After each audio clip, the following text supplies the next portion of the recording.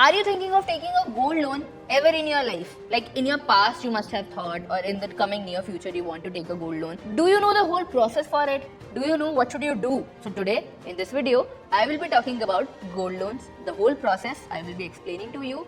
I will also let you know which banks are giving gold loan at what interest rate. So it will be easier for you to just compare the banks, the interest rate, and the processing fee also is very important in that case. So in this video, you'll learn everything. So watch this video till the end and do not forget to share this video and also do subscribe to the channel.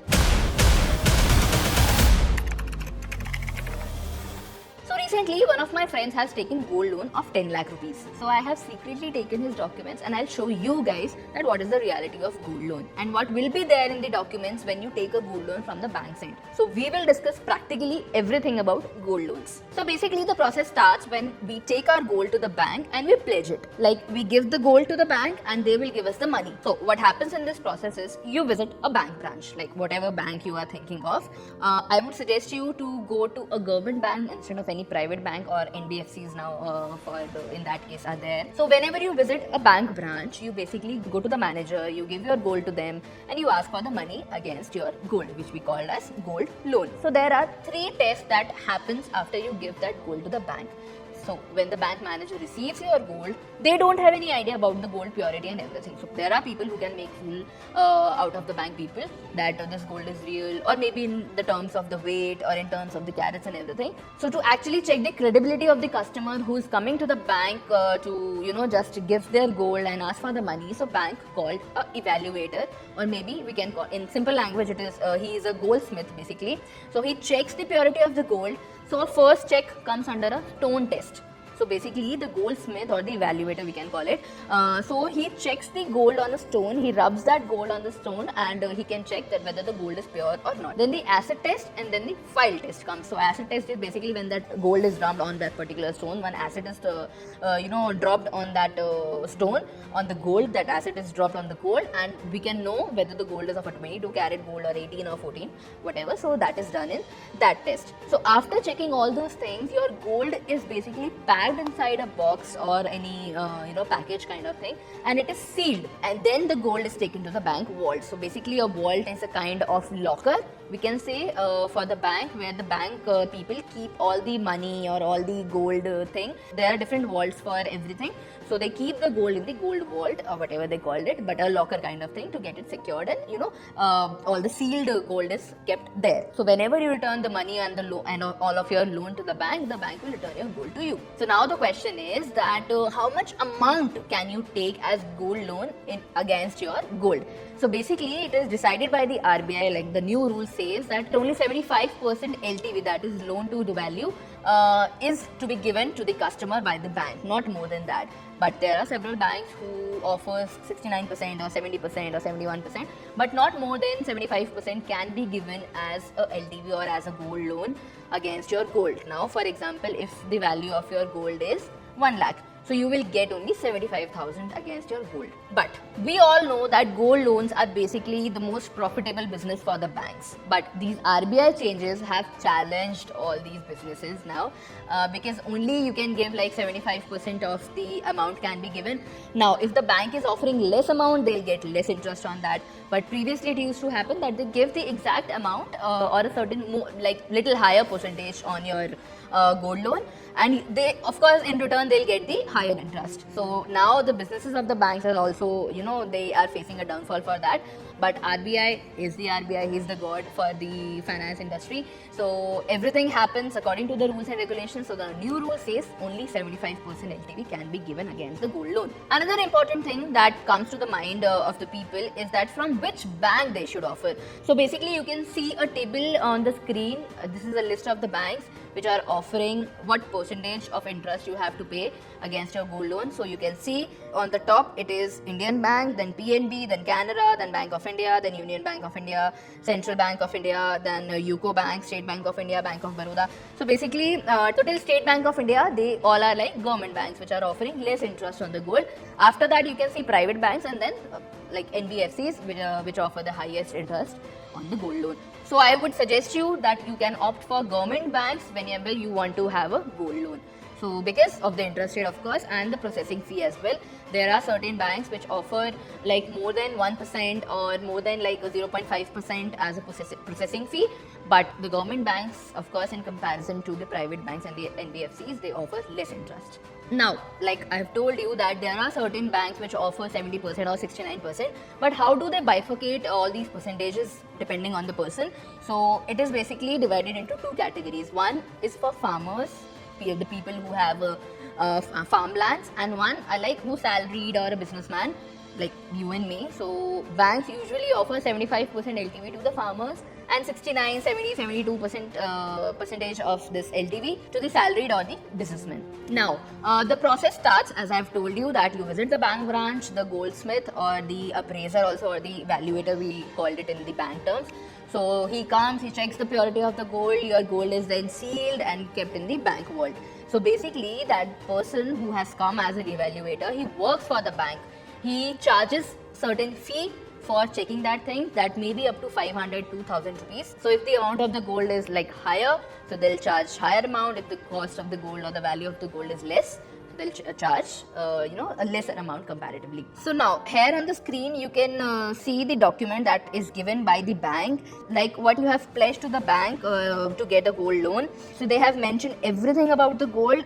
What is the value of the gold, what are the units that you have pledged, what is the current value, like current price that is going on in the market for that particular gold, and what is the final amount that comes out to be, and what is the final amount that you will get against your gold. So everything that you brought to the branch is listed in a document kind of thing, so that there is no confusion from your end also and from the bank's end also. And you can also see there are different columns where a gross weight and a net weight is mentioned. So what is a gross weight and net weight in terms of gold? So basically, for example, you give a necklace to pledge to the bank, or there are certain little ornaments that are put there in the gold jewelry. So basically those items or those stones or something, that doesn't carry any value. Only the value of the gold is calculated, and they will tell you that amount only according to that gold thing that you have given. So now if the weight of the gold is like 7.7 grams, that will be a gross weight, including the weight of the stones that are there on the jewelry. So now if you calculate the net weight, that net weight will be excluding the weight of the stones and the other ornaments that are there on the jewelry. So the net weight will be like a full-fledged gold weight only. At this time, you are allowed to take photos so that there will be no confusion from both the parties. Then this sheet with all the details like types of ornaments, their gross and net weight, your loan amount, etc. will be made and given to you. Also, there will be a bank employee along with the appraiser or the evaluator with you. So you won't be left alone with the appraiser, and a bank employee will be there during the process. Before moving forward, we all know that if we need quick funds, we can get loan from the bank. We just need to pledge something and we'll get money in return for that. But let's be real, not everyone is comfortable in pledging their gold and getting the money out of that, especially for smaller expenses or short-term needs. There's where a smart digital thing comes in, credit card. And I am talking about Credit.pay's lifetime free credit card. It is Credit.pay Yes Bank Ace credit card, which gives you a lifetime free credit card. Works everywhere, plus UPI and online and offline transaction you can do with this card. Along with that, Credit.pay's cashback can be used to avail discounts on popular brand vouchers and to pay bills by Credit.pay app. Flat 2% cashback on UPI, and you can save ₹2 for every 100 rupees spent. And these are the Credit.pay reward store. You can check what Yes Bank reward points give you. And along with that, there are other benefits also for Credit.pay Yes Bank Ace card. For getting this card, the eligibility is that you should be between the age of 21 to 60 years. Your salary should be more than 25,000 per month. You should have a CIBIL score of 720 plus. If you are self-employed, your ITR should be more than 7.5 lakhs per annum, and you should not be holding any other Yes Bank credit card. So it is clear now, gold loan for a higher or a larger amount of money, and Credit.pay's Yes Bank Ace credit card for smaller and quick transactions. Easy, right? If you need to know more details, do check out the link in my description. Okay, let me continue with explaining you a process for gold loan. So there are basically three processes from which you can take gold loan. First one is a term loan. Second is overdraft, and third is monthly interest. So what is a term loan? So basically, for instance, you have taken a loan for 6 months. And now let's take another example that you are taking a loan of 10 lakh 41,000 rupees you are getting that amount against your loan, and you have to pay some interest also. So you must be paying some 8 to 10% if you are taking from a government bank. There are banks like private banks or NBFC who charge actually more than 15%. So I don't understand why people go for that, but I would really suggest to go for some government banks. So even if you are, have to pay like 10%, so over that amount only you need to pay the interest. And then comes the processing fee, which could be around 0.3% to 0.5%. And then you have to pay some amount to the valuator. Like I've told you about that Goldsmith person, so you have to pay some amount to him also. So now the term loan comes in such a way that if you have taken any particular amount of money for the gold loan, for a particular time frame like 10 lakhs for 6 months, you need to pay the principal amount plus the interest amount after 6 months, like after completing your full term of the loan.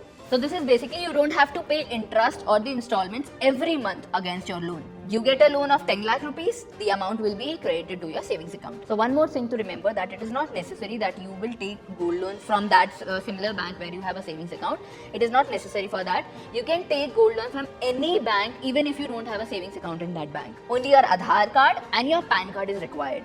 In case of term loan, what used to happen earlier was that if you had to extend the term of your loan, then you wouldn't have to pay the principal just as yet. All you have to do was just pay the interest and your loan will be renewed. But now the new RBI guidelines says something else. RBI says that once the term of 6 months is over, you will not just have to pay the interest, but also the whole principal amount, which we have taken the example of the case of 10 lakh rupees. So you have to pay the 10 lakh also plus the interest also. After that only you will get your loan renewed. Now comes the next type, which is a overdraft. Now for example, in the similar case, you have taken a term loan. Now you take that loan in term of overdraft. So the same gold loan of 10 lakh rupees, now this time it is an overdraft for 6 months. Now in any case or in any emergency, you want to take out some amount from your savings account, and this is the same account where your loan amount has come. Now for example, after 1 month, you got 9 lakh rupees from somewhere.